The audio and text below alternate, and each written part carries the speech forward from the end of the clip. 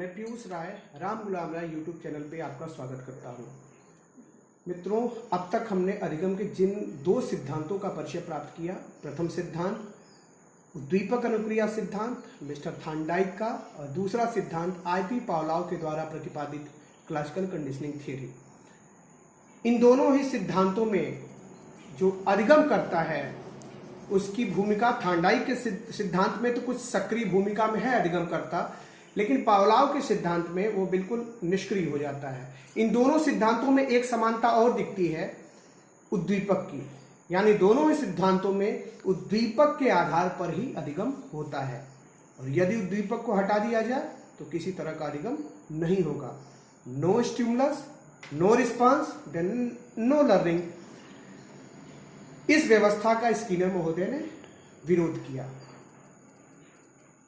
और क्रिया पर आधारित अपना अनुबंधन सिद्धांत प्रस्तुत किया, जिसको हम क्रिया प्रसूत अनुबंधन के नाम से जानते हैं, ऑपरेंट कंडीशनिंग थियरी। यहाँ क्रिया से आशय आप जानते ही हैं, जो रिस्पॉन्स है।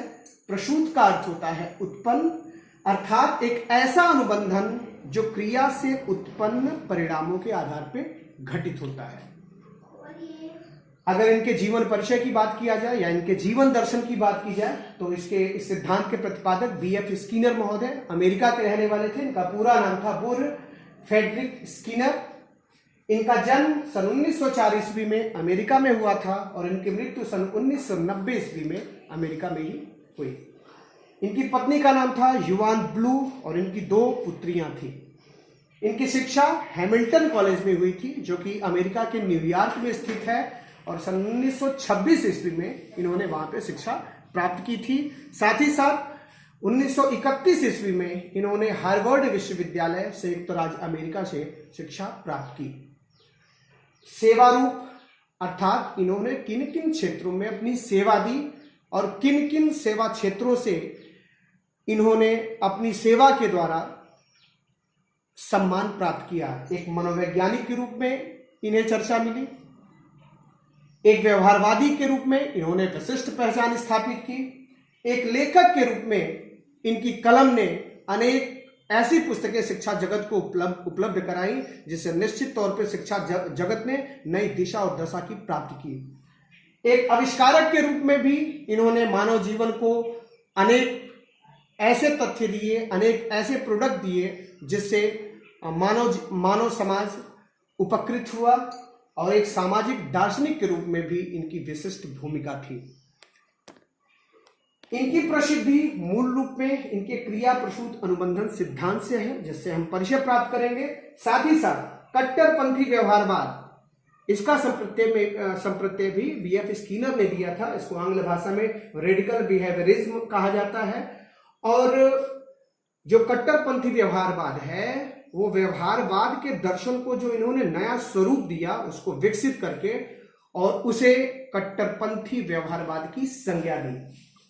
अब इनकी कुछ रचनाओं, इनकी कुछ पुस्तकों से परिचय प्राप्त कर लें। आपकी परीक्षाओं के दृष्टिगत यह भी महत्वपूर्ण हो सकता है। द बिहेवियर ऑफ ऑर्गेनिज्म सन 1938 में प्रकाशित इनकी पुस्तक थी। इसके बाद साइंस एंड ह्यूमन बिहेवियर सन 1953 ईस्वी में इनकी प्रकाशित एक प्रमुख पुस्तक थी। क्यूमुलेटिव रिकॉर्ड अर्थात संचयी रिकॉर्ड सन 1959 ईस्वी। कॉन्टिंजेंसीज ऑफ री इन्फोर्समेंट सन 1969 ईस्वी। बियॉन्ड फ्रीडम एंड डिग्निटी सन 1971 ईस्वी और वर्बल बिहेवियर सन 1957 ईस्वी। ये इनकी कुछ प्रमुख पुस्तकें थी। इसी के साथ द टेक्नोलॉजी ऑफ टीचिंग, ये भी इनकी एक प्रमुख पुस्तक थी। टेक्नोलॉजी अर्थात तकनीक, शिक्षा तकनीक के क्षेत्र में भी इन्होंने एक विशिष्ट मुकाम हासिल किया था। अभिक्रमित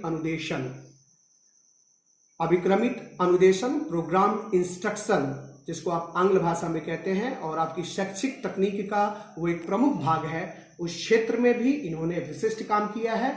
और सच्चाई यह है कि अभिक्रमित अनुदेशन के भी प्रतिपादक यही थे, और वो अभिक्रमित अनुदेशन उनके क्रिया प्रसूत अनुबंधन सिद्धांत पर ही आधारित है।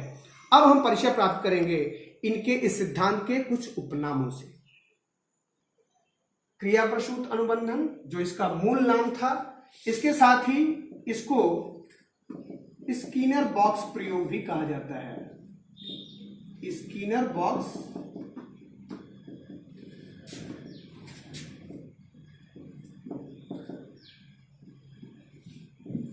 प्रयोग, क्योंकि अपने प्रयोग में उन्होंने जिस चूहे पर प्रयोग किया था, उसकी प्रयोगशाला के रूप में उन्होंने एक विशिष्ट बॉक्स बनाया था, जिसका नामकरण उन्होंने तो नहीं, लेकिन उनके जो फॉलोअर्स थे, उन्होंने इस बॉक्स का नाम स्किनर बॉक्स रख दिया था। इसी के साथ इसको नैमित्तिक अनुबंधन,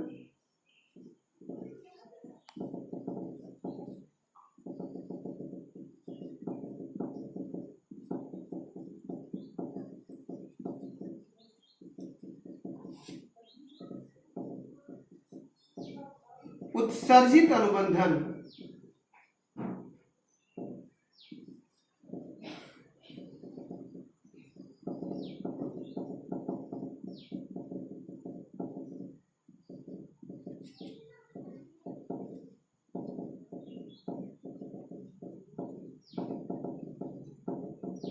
साधनात्मक अनुबंधन, ये अत्यंत महत्वपूर्ण है। इस पे प्रश्न आपकी टेट की परीक्षाओं में पूछे जा चुके हैं। आंग्ल भाषा में इसको इंस्ट्रूमेंटल,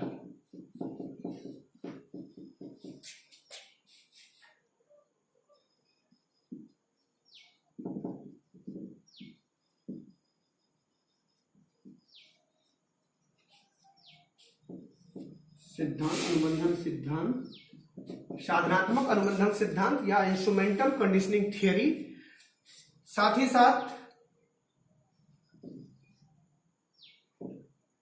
इसे सबलीकरण का सिद्धांत भी कहा जाता है।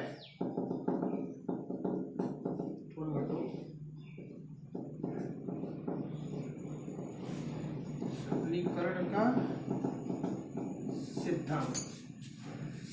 एक और नाम इसका है, इसे कार्यात्मक उपागम,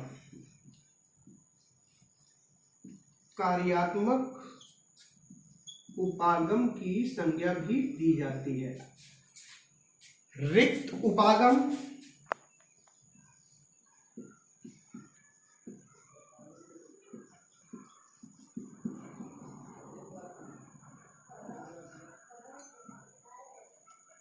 तो ये कुछ उपनाम है। इसमें से जो महत्वपूर्ण नाम है, जैसे साधनात्मक अनुबंधन सिद्धांत, उत्सर्जित अनुबंधन, नैमित्तिक अनुबंधन, ये तो है ही।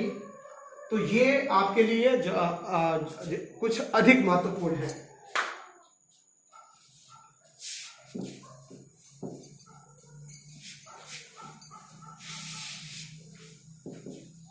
इस सिद्धांत को पढ़ने के पहले थोड़ी सी चर्चा कर लेते हैं अनुबंधन सिद्धांतों की। अनुबंधन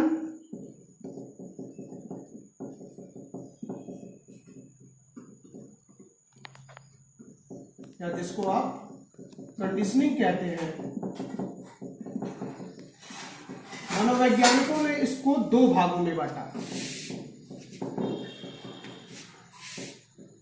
एक था शास्त्रीय अनुबंधन और दूसरा था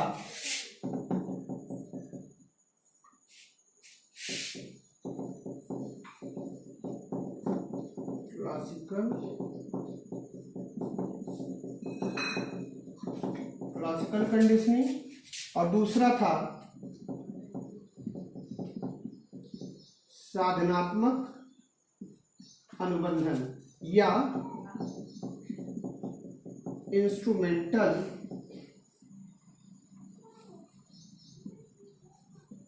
कंडीशनिंग। शास्त्रीय अनुबंधन या प्राचीन अनुबंधन और दूसरा साधनात्मक अनुबंधन या इंस्ट्रूमेंटल कंडीशनिंग। जो पावलाव थे या जो पावलाव का सिद्धांत है वो शास्त्रीय अनुबंधन का उदाहरण है, और साथ ही साथ स्किनर और इनके साथ थॉर्नडाइक इन दोनों विद्वानों के अधिगम सिद्धांतों को इंस्ट्रूमेंटल की श्रेणी में रखा जाता है। तो आगे अगली वीडियो में हम क्रिया प्रसूत अनुबंधन सिद्धांत से परिचय प्राप्त करेंगे। तब तक के लिए इजाजत दें। धन्यवाद।